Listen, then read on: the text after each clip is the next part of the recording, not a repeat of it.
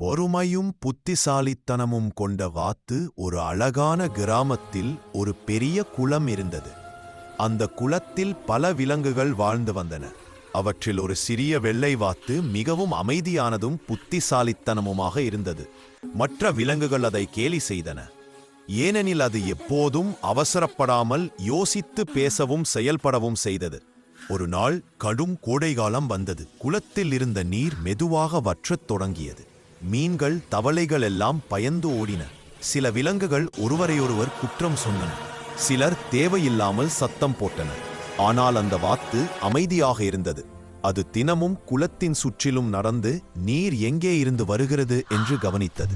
சில நாட்களுக்குப் பிறகு குளத்தின் அருகில் மறைந்திருந்த ஒரு சிறிய நீரூற்று இருப்பதை கண்டுபிடித்தது. ஆனால் அது மண் மற்றும் கற்களால் அடைக்கப்பட்டிருந்தது. வாத்து உடனே மற்ற விலங்குகளை அழைத்து வந்து, நாம் சத்தம் போடாமல் ஒன்றாக வேலை செய்தால் இந்த நீரூற்றை திறக்கலாம் என்று சொன்னது. முதலில் விலங்குகள் நம்பவில்லை. ஆனால் வேறு வழி இல்லாததால் அனைவரும் வாத்தின் பேச்சை கேட்டனர். அனைவரும் சேர்ந்து மண்ணையும் கற்களையும் அகற்றினர்.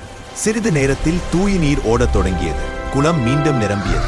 எல்லா விலங்குகளும் மகிழ்ச்சியடைந்தன.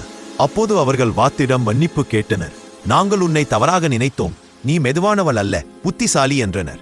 வாத்து சிரித்துக்கொண்டு, அவசரம் பிரச்சனையை அதிகரிக்கும், பொறுமையும் சிந்தனையும் தீர்வை தரும் என்று கூறியது. நெறி, பொறுமையும் அமைதியான சிந்தனையும் இருந்தால் எந்த பிரச்சனைக்கும் தீர்வு கிடைக்கும்.